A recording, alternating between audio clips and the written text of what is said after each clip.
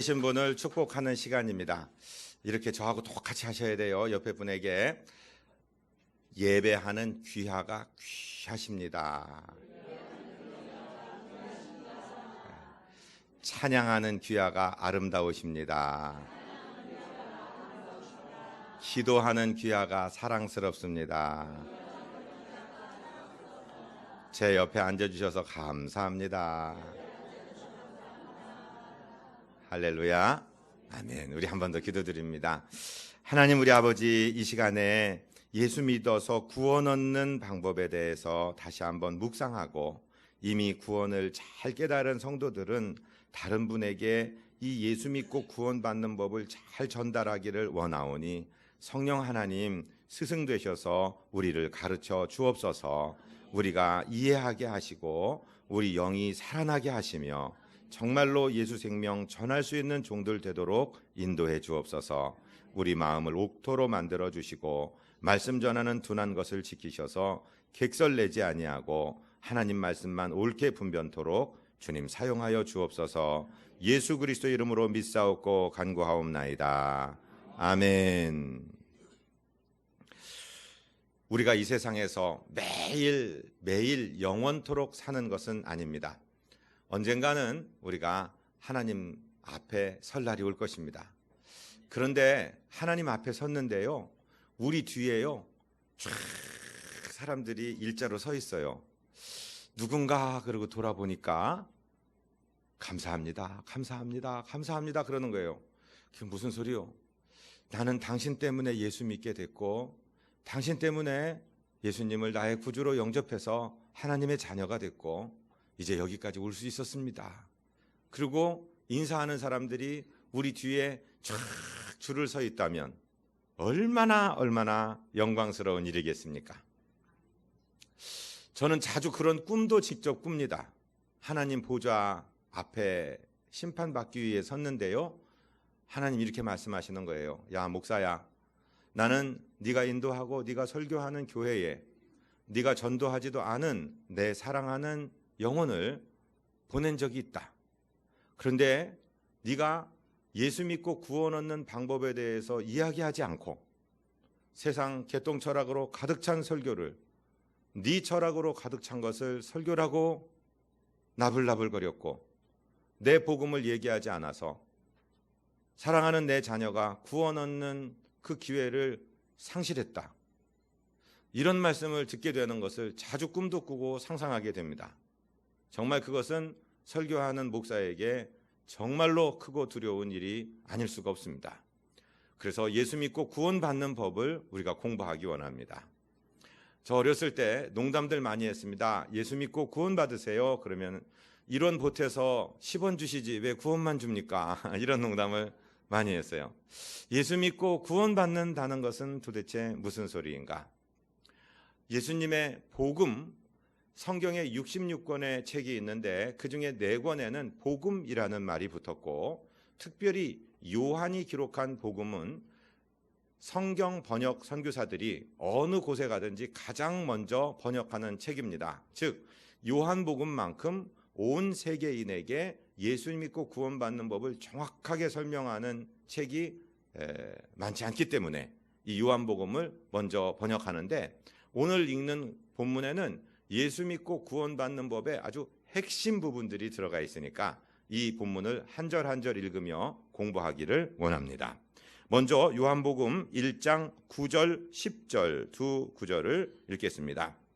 참빛 곧 세상에 와서 각 사람에게 비추는 빛이 있었나니 그가 세상에 계셨으며 세상은 그로 말미암아 지은 바 되었으되 세상이 그를 알지 못하였고. 여기서 예수님을 빛으로 은유하고 있습니다. 예수님이 계시지 않는 곳은 다 어둠입니다. 흑암입니다. 그런데 예수님이 계시는 곳에는 빛이 들어오기 시작하고, 빛은 생명을 포함하고 있기 때문에 빛으로 모든 농작물들이 자라고 빛으로 생명이 전달되는 것을 느낄 수 있습니다. 그 빛은 창조의 기본이 되었고 그 빛에 의해서 세상이 창조되었다. 즉 예수님이 창조의 주님이시다, 이 설명을 하는 거예요. 그래서 이 복음을 받아들이지 않은 곳에서는 엉뚱한 이야기를 자주 하게 되는 겁니다. 이 세상이 빅뱅에 의해서 탄생하게 되었고, 가수 빅뱅 얘기하는 거 아닙니다. 뻥 하고 터져서 창조하게 되었고, 그리고 지구라는 이런 행성이 생겼는데, 거기에 어떤 원시 질소 상태에서 5가지 유기화합물이 어쩌다가 벼락을 맞고 번개를 맞았더니 거기서 반생명체 바이러스가 만들어지고, 그것이 아주 영겁의 시간을 지나며 수백만 년이 지나면서 아메바가 되고 진화가 돼서 사람이 나왔다. 이런 말도 안 되는 이야기를 듣게 되는 거예요. 그리고 그것을 진리라고 생각하는 거예요. 한번 논리적으로 생각해 보세요. 진화론이 다 맞다고 가정을 해보세요. 그러면 유기화합물, 그냥 물질에서 어떤 작용이 있었길래 반생명체가 생겨났습니까? 그저 번개 맞았더니 생겨났대요. 그건 우연입니다. 그건 논리의 비약입니다. 그걸 믿을 수 있는 용기가 있다면 하나님이 만드셨다는 것을 왜 못 믿는지 모르겠습니다. 자전거가 진화되면 오토바이가 됩니까? 자전거는 사람이 다리의 힘으로 밟아서 페달을 돌려서 사람의 힘으로 추진되어 가는 거고, 오토바이는 모터를 달고 모터의 동력으로 가는 거예요. 절대로 자전거는 오토바이로 진화될 수 없어요. 자전거 만든 그 시스템과 오토바이 만든 시스템은 전혀 다른 겁니다. 비슷하게 생겼다고 해서 진화되는 것은 아니라는 것이죠. 이 세상에 동물원이 수십만 개가 있고 거기 적어도 한 100마리 이상의 원숭이들이 있는데, 정말로 돌연변이가 개체변이를 반복해서 일어나는 게 진화론이라면 이 수백 년의 동물원의 역사에 해외 토픽에서라도 한번 오늘 어떤 나라의 어떤 동물원에서 원숭이가 살아났습니다 하는 게 나와야 되잖아요. 논리적으로 그렇지 않습니까? 여러분 생애에 해외 토픽에서라도 원숭이가 살아났다는 얘기 읽어보신 적 있습니까? 없습니다. 그걸 왜 진리라고 믿고 계십니까? 옛날에는 미련할 때는 그런 얘기를 사실로 믿었어요. 그런데 지금은 이 연구하고 지놈 프로젝트도 나오고 인간의 유전자를 다 보고 이 정말 철저하게 과학적인 것이 누군가 설계자가 없이 우연히 되었다는 얘기를 믿는 것은 정말로 난센스 중에 난센스입니다. 하나님이 창조하신 것입니다. 그런데 인류는 예수님 때부터 지금 때까지 그 사실을 받아들이지 않습니다. 또 11절을 우리 다시 한번 읽어보겠습니까? 자기 땅에 오매 자기 백성이 영접하지 아니하였으나, 예수님께서는 유대 민족의 아들로 오셨어요. 유대인을 구원하기 위해서 오신 것이 아니고 유대 문화의 아들로 하나님께서 당신의 아들을 보내셨어요. 잘 생각해 보십시오. 지리적으로 팔레스틴 지역, 그 지역은 지중해를 건너서 서북쪽으로 가면은 유럽 대륙을 만나게 되고요. 오른쪽으로 가서 중동을 거치고 나면은 아시아를 만나게 되고요. 남쪽으로 내려가면 아프리카를 만나게 되는 아주 모든 문명의 중심점에 해당하는 곳입니다. 그래서 유대인을 구원하시기가 위해서가 아니라 세계 온 인류를 구원하기 위해서 유대 문화의 아들로 예수님을, 하나님의 아들을 보내셨고, 그분은 그 백성에게 왔는데 그 백성들은 예수님을 주로 영접하지 않았다고 지금 사도 요한은 기록하고 있습니다. 다음 12절이 우리 모두가 암송해야 될 굉장히 중요한 말씀입니다. 자, 저를 한 번만 따라해 주십시오. 요한복음 1장 12절. 영접하는 자, 곧 그 이름을 믿는 자들에게는 하나님의 자녀가 되는 권세를 주셨으니. 아멘. 꼭 믿으셔야 됩니다. 우리 교회 주보의 뒷면에 보면 예수 믿고 구원받는 법이 써 있습니다. 교회 목사 자랑하는 것보다 더 중요한 것이 예수 믿고 구원받는 법인데, 거기는 우리 전도 교재의 아주 텍스트라고 할 수 있는 사형리를 아주 작은 면에 작은 글씨로 요약을 해놨습니다. 그런데 예수 믿고 구원받는 방법을 요한복음 1장 12절이 가지고 있어서 유일하게 인용된 성경 구절이 바로 그 구절입니다. 다시 한번 저를 따라 하시겠습니다. 요한복음 1장 12절. 영접하는 자, 곧 그 이름을 믿는 자들에게는 하나님의 자녀가 되는 권세를 주셨으니. 자, 하나님의 아들 되고 딸 되는 방법은요, 단 한 가지. 예수 그리스도 하나님의 아들을 나의 주와 구세주로 영접하는 것입니다. 그 아들 예수 그리스도를 믿는 것입니다. 그러면 즉각적으로 하나님은 우리를 자녀 삼아 주시고, 바로 우리는 하나님을 아버지, 아빠 하나님 이렇게 부를 수 있는 권세가 생기는 것입니다. 아멘. 자, 도대체 영접한다는 것이 무슨 소리일까요? 영접한다는 말은, 우리 집을 한번 생각해 보세요. 집에 있는데 띵동 하고 벨이 울립니다. 보니까 나하고 전혀 상관없는 잡상인이 왔다 그러면 문 열어주세요, 안 열어주세요? 있는 척도 안 하시죠? 그리고 일 없어요, 그렇게 합니다. 그건 영접하는 것이 아닙니다.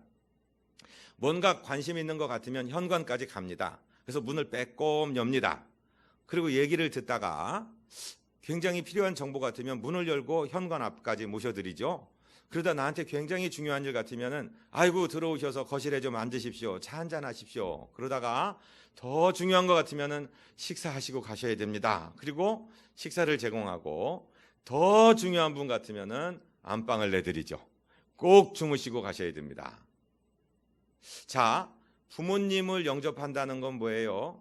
부모님 우리를 길러주시고 가르쳐주시고 키워주시고 이렇게 결혼까지 하게 해주셨는데, 부모님 오셨으니 안방을 들어가 앉으세요. 그리고 그분 발 앞에 앉는 것, 그거 영접하는 거 아닙니까? 마찬가지입니다. 우리 마음의 문을 열고 예수님을 영접한다는 의미는 내 마음의 보좌에 그분을 앉혀드리고 내가 그분 발 앞에 앉는 것입니다. 쉽게 생각하시기 바랍니다. 예수님이 어떻게 영접이 되지? 내 마음속에 어떻게 들어가시지? 예수님은 보이지도 않는데, 지금 예수님은 성령으로 우리와 함께 하십니다. 그래서 여러분, 공기가 우리 눈에 보입니까? 안 보입니까? 안 보여요. 네, 한번 숨을 들여 마셔보세요. 이 공기가 우리 안에 들어와서 우리 폐부를 들어가고 거기서 산소 교환을 하고 또 나갑니다. 그죠? 예수님을 영접한다는 것은 내 마음의 영혼의 보좌에 그분을 앉혀드리는 것입니다. 다른 말로 해서 그분이 살아계신 것을 믿는 것입니다. 그분이 나의 주님, 나의 모든 의사의 결정권자인 것, 나를 통치하시는 분이라는 것을 믿는 것입니다. 그분이 나를 죄악에서 건져주시고 내 죄를 씻어주신다는 사실을 믿는 것입니다. 그 순간 저와 여러분은 하나님의 자녀가 되는 권세를 얻는 것입니다. 이건 공로가 아니에요. 내가 무슨 노력해서 얻는 게 아니고 그냥 하나님의 자녀로 태어나는 권세입니다. 제가 한 20여 년 전에 인도네시아에서 이렇게 설교를 한 적이 있어요. 우리 성도들이 한 100분 정도 되시는데, 이 성도들이 저를 만나려면 꼭 사전에 연락을 하셔야 됩니다. 몇 월 며칠 날 어디서 교회로 오시든지, 제가 신방을 가든지 어디 식당에서 만나든지 만나십시다, 이렇게 약속을 잡고 만나야 됩니다. 그런데 우리 교회 성도 중에 3분은 전혀 그런 게 필요 없습니다. 목사 방에 노크도 안 하고 들어오고요, 목사가 바쁜지 안 바쁜지 상관도 없이 목사 무릎 위에 막 올라갑니다. 누구냐면 제 3명의 자녀들입니다. 그놈들이 약속 잡을 필요가 없습니다. 아빠가 바쁜지 안 바쁜지 그거 따질 필요도 없습니다. 지금 바빠 죽겠는데 한참 뭘 쓰고 있는데 그냥 올라앉습니다. 바쁠 때는 막 아빠 머리채도 잡아당기고 막 놉니다. 그런데 아빠가 화를 못 냅니다. 왜 그래요? 자녀니까. 자녀니까. 이럴 때 아멘 하셔야 돼요. 자녀니까. 저와 여러분의 하나님의 자녀니까 자녀의 권세를 갖게 되는 것입니다. 이 권세를 주신다고 그냥 우리가 믿음 하나 가지고 받는다고, 이건 공로가 아니에요. 내가 회사에서 한 달간 내 있는 정성 없는 정성, 내 주름살이 늘어가며 내가 스트레스 받아가며 내가 땀 흘려가며 일했습니다. 그리고 월급 받습니다. 그건 권세입니까? 공로입니까? 내 공로예요. 월급 주는데 경리과 직원한테 아이고 과장님 감사합니다 이러고 받는 분이 있습니까? 그럴 필요 없습니다. 내가 내 노력을 제공하고 내 노동력을 제공하고 내 가치를 받는 거니까 절대로 사장님이나 격리 직원한테 고맙다고 할 필요가 없어요. 그건 내 거 가져오는 거예요. 그런데 이 권세는 내가 노력하지 않고 하나님이 자녀되는 권세를 그냥 주신 것입니다. 마치 저희 아이들이 지들이 아빠한테 뭐 맡겨놓은 것이 없이 그 집의 아들로 태어났기 때문에 그냥 달라고 내놓으라고 하는 식으로 저와 여러분은 예수 믿는 하나의 사실을 가지고 하나님의 자녀가 되는 것인 줄 믿게 되시기를 바랍니다. 그런데 이렇게 하나님의 자녀가 되었는데요, 이건 믿음으로, 혈통으로 된 것도 아니고 무슨 지적인 노력으로 된 것도 아니고 믿음 하나 가지고 되었는데, 우리가 하나님의 자녀가 되고 난 다음에 우리에게 두 가지의 권세가 주어집니다. 이걸 꼭 기억하시기를 바랍니다. 첫 번째 권세는 저를 따라하십니다. 양자권. 이건 신분의 변화입니다. 저와 여러분의 신분이 바뀐다는 이야기입니다. 그것을 로마서에서 이렇게 설명하고 있어요. 로마서 8장 14절로 17절 우리 한음성으로 받들어 읽습니다. 무릇 하나님의 영으로 인도함을 받는 사람은 곧 하나님의 아들이라. 너희는 다시 무소하는 종의 영을 받지 아니하고 양자의 영을 받았으므로 우리가 아빠 아버지라고 부르짖느니라. 성령이 친히 우리 영과 더불어 우리가 하나님의 자녀인 것을 증언하시나니 자녀이면 또한 상속자 곧 하나님의 상속자요 그리스도와 함께한 상속자니 우리가 그와 함께 영광을 받기 위하여 고난도 함께 받아야 할 것이니라. 아멘. 여기 아들이라는 용어는 예언의 용어고 상징의 언어이기 때문에 여자들이 나는 딸인데 나는 구원 못 받나, 절대 그렇게 생각하시면 안 됩니다. 아들이라는 용어 가운데 남자 여자가 다 들어가 있는 것입니다. 하나님의 영으로 인도함을 받는 사람이 하나님의 자녀인데, 이 성령 하나님의 영은 우리 안에서 어떤 역할을 하시느냐, 저를 한 번만 따라해 보세요. 깨우치신다, 가르치신다. 자, 우리 안에 우리 인간의 영이 있어요. 그리고 성령이 계십니다. 누구도 성령으로 아니하고는 예수를 주라 시인할 자가 없느니라 그랬죠. 자, 성령 충만은 나중에 생각하더라도 사람들이 우리 성도님들께 당신 안에 성령이 계십니까? 라고 물으신다면 반드시 예라고 대답해야 됩니다. 왜냐하면 예수를 믿었다는 건 내가 잘나서 믿은 것이 아니고 성령께서 내 안에 나의 영과 더불어 네가 하나님의 자녀야 라고 말씀해 주셨기 때문입니다. 그것이 지금 로마서 8장의 설명입니다. 저와 여러분 안에 성령이 계신 것을 믿으시기 바랍니다. 그것을 어려운 신학 용어로 내주 하심이라. 안내자, 거주할 때 주자. 우리 안에 계시면서 우리 영으로 더불어 우리가 하나님의 자녀인 것을 계속해서 말씀해 주십니다. 여러분, 예수 믿어서 하나님의 자녀가 되고 난 다음에 죄를 한 번도 안 짓고 사는 사람이 있습니까? 그런 사람 없어요. 목사도 실수 많이 합니다. 말 잘못합니다. 요즘에 제가 듣고 있습니다. 목사가 정치적인 발언을 잘못해서 많은 분들이 상처를 입었다. 여러분, 그런 분이 계시다면 정말로 목사가 회개하고 용서를 구하니 너그러운 마음으로 용서해 주시기를 주님 이름으로 축복드립니다. 제가 부탁을 드립니다. 예수 믿고 신앙생활하는데 정치적인 이슈가, 정치적인 문제가 우리의 하나됨을 방해해서는 절대로 안 됩니다. 우리의 하나됨이 먼저인 줄로 믿습니다. 그래서 너무 진리 논쟁할 필요 없습니다. 그저 믿음 안에 나라 위해서 기도해 주시기를 바랍니다. 그리고 우리가 예수 믿은 다음에도 허물이 많습니다. 여러분, 우리가 뭐 하나 잘못하잖아요. 잘못하면은 사단 마귀가 득달같이 와서 하나님과 우리 사이를 이간질해요. 야, 너 또 넘어졌지? 너 또 똑같은 실수했지? 죄졌지? 하나님이 너 같은 거 이제 지쳤다고 그럴 거야. 하나님이 너를 버리셨어. 그러니까 세상으로 떠나. 실컷 죄짓다가 나중에 지옥에 가서 콱 처박혀. 이렇게 얘기합니다.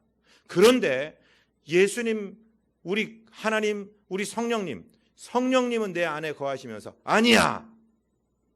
우리 주의 넓은 가슴은 하늘보다 넓고 넓어. 너를 벌써 용서할 수 있어. 너는 변함없이 하나님의 자녀야. 우리 자녀들이 그 집의 자식으로 태어났는데 한 번도 부모 마음을 안 아프게 한 적이 있습니까? 어떤 때는 아프게도 하고 어떤 때는 눈물을 흘리게도 하는데 그 녀석은 그럼에도 불구하고 내 자녀 아닙니까? 마찬가지입니다. 하나님도 우리가 실수하면 실수하시는 대로 마음 아프면서 우리를 이끌고 계시고, 우리가 잘할 때는 기쁨으로 우리를 인도하고 계시고, 여전히 하나님의 사랑에는 변화가 없습니다. 변함이 없습니다. 우리가 자녀인 것을 성령께서 계속해서 우리에게 증언하고 말씀하고 계십니다. 믿게 되시기를 주님 이름으로 축복드립니다. 그래서 성령 하나님이 우리 안에 계시면 우리가 무슨 낯짝으로 무슨 배짱으로 하나님을 아빠라고 부릅니까? 이 성경 히브리어 원어에는요, 아바, 그런데 이 히브리어 아바라는 말은 우리말 아빠하고 똑같습니다. 가정에서 아버님, 아버지가 아니라 아빠 부르는 식으로 하나님을 아빠라고 부를 수 있도록 성령께서 우리 영으로 더불어 말씀하고 계신다는 사실을 믿게 되시기를 바랍니다. 여러분, 우리가 잘못하고 실수하고 넘어지고 온갖 때국물을 다 뒤집어 써도 우리는 여전히 하나님의 자녀인 것을 믿게 되시기를 주님 이름으로 축복드립니다. 그게 하나님의 자녀의 권세예요. 그리고 이 자녀가 하나님 앞에 와서 회개하기만 하면, 나의 잘못을 주님 앞에 고백하기만 하면은 우리 주님께서 그 보혈로 씻어주시고 우리를 정결하게 하시는 줄로 믿습니다. 예수님의 보혈은 십자가에서 2000년 전에 한 번 흘렀지만 그 보혈은 도도한 강물이 되어서 지금도 흐르고 있고, 지금도 흐르는 그 피에 우리의 죄를 씻어주시는 줄로 믿게 되시기를 주님 이름으로 축복드립니다. 그러니까 하나님은 항상 우리를 용서하실 준비가 돼 있고, 우리에게 70번씩 7번이라도 용서하라 말씀하신 분은, 주님은 딱 꼽아놓고 있다가 77이 49, 490건 끝났다 이렇게 말씀하시는 분이 아니라 영원토록, 7은 완전 숫자를 얘기하는데 70번씩 7번, 우리 주님의 용서는 끝이 없이 계속된다.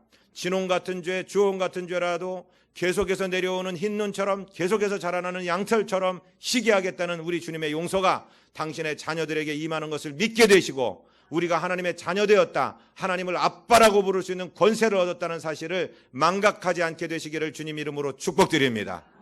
그런데 이런 권세를 어떤 방법을 통해서 얻었느냐? 그것은 요한복음 3장에서 설명하고 있습니다. 요한복음 3장의 배경은 이런 것입니다. 니고데모라는 분이 유대인의 관원입니다. 유대가 이때 당시에 로마의 속국이기 때문에 그 나라의 주권은 로마에게 뺏겼습니다만은 이 로마 정부에서 유대인들에게 자치정부를 구성할 수 있을 정도로 총독만 파견하고, 어느 지역은 분봉왕이 다스리게 하고, 그리고 유대인의 공의회 산헤드린이라는 국회를 만들었어요. 거기 70명으로 구성된 국회의원이니까 유대에서 가장 존경받는 사람입니다. 그 니고데모는 우리가 추정하기를 나이가 80 정도는 됐을 것이라고 생각하는데, 이 선생님이 율법적인 행위를 열심히 했는데 구원의 확신이 없는 거예요. 그래서 밤에 예수님, 30살 조금 넘으신 예수님을 찾아와서 어떻게 해야지 내가 구원을 얻겠습니까? 하고 여쭤봤을 때 주님이 하신 말씀이 지금 주보에 기록됐습니다. 요한복음 3장 3절로 8절까지 한음성으로 읽습니다. 예수께서 대답하여 이르시되 진실로 진실로 네게 이르노니 사람이 거듭나지 아니하면 하나님의 나라를 볼 수 없느니라. 니고데모가 이르되 사람이 늙으면 어떻게 날 수 있사옵나이까? 두 번째 모태에 들어갔다가 날 수 있사옵나이까? 예수께서 대답하시되 진실로 진실로 네게 이르노니 사람이 물과 성령으로 나지 아니하면 하나님의 나라에 들어갈 수 없느니라. 육으로 난 것은 육이요 영으로 난 것은 영이니 내가 네게 거듭나야 하겠다 하는 말을 놀랍게 여기지 말라. 바람이 임으로 불매 네가 그 소리를 들어도 어디서 와서 어디로 가는지 알지 못하나니 성령으로 난 사람도 다 그러하니라. 아멘. 자, 저를 한번 따라해 보세요. 거듭난다, 중생한다, 신생한다, 다 같은 말입니다. 거듭난다는 다시 태어난다는 뜻이죠. 중생한다는 이중창할 때 중자입니다. 그래서 그것도 다시 태어난다는 뜻입니다. 신생한다, 새롭게 태어난다는 뜻입니다. 그것도 다시 태어난다는 뜻입니다. 그러니까 물과 성령으로 거듭나야지 하나님 나라에 간다 이렇게 얘기를 하니까, 나이가 80 잡수시고 유대인의 덕망 있고 존경받는 스승님이라도 다시 태어난다는 개념을 이해할 수 없습니다. 왜냐하면 영적인 원칙을 아직 모르기 때문에 그렇습니다. 그러니까 당연히 이렇게 질문합니다. 아니, 이 노구를 이끌고 내가 어머니 뱃속에 다시 들어갔다가 난다는 얘기입니까? 우리 어머니 뱃속에 들어가고 싶어도 내가 어머니보다 등치가 큰 사람이 되었고 우리 어머니는 이미 하늘나라 가서 계시지도 않는데요. 아마 이런 말이 지금 생략되어 있습니다. 그러니까 예수님이 아니, 그런 뜻이 아니요, 영으로 난 것과 육으로 낸 것은 다른 개념입니다. 그래서 우리가 중생한다, 거듭난다, 신생한다는 영이 죽은 상태에서 다시 태어난다 이 말입니다. 다시 살아난다 이 말입니다. 아멘. 그러니까 이 세상에 우리가 범죄함으로 말미암아 하나님이 정령 죽으리라 말씀하셨을 때 우리 영혼은 죽었어요. 그래서 자연인으로 태어날 때는 영이 죽은 상태에서 태어나는데 예수님을 영접하는 순간에 우리 영이 살아납니다. 그것을 거듭났다, 중생했다, 신생했다 이렇게 표현하는 거예요. 이해가 되십니까? 자, 그러면 여기서 이 지금 한 문장을 꼭 기억하셔야 됩니다. 저를 한번 따라하세요. 한 번 태어나면 두 번 죽고 두 번 태어나면 한 번 죽습니다.